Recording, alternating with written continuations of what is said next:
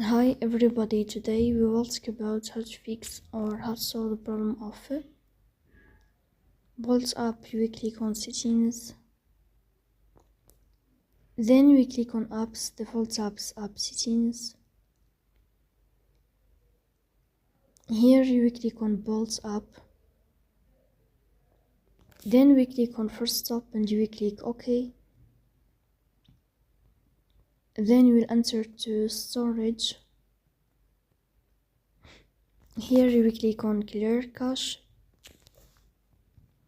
Then you will turn on your your Wi-Fi and you will turn off your Wi-Fi again to fix that problem. So that's all. Don't forget to support us by like and subscribe. See you next time in another video, and thank you for your watching and your attention.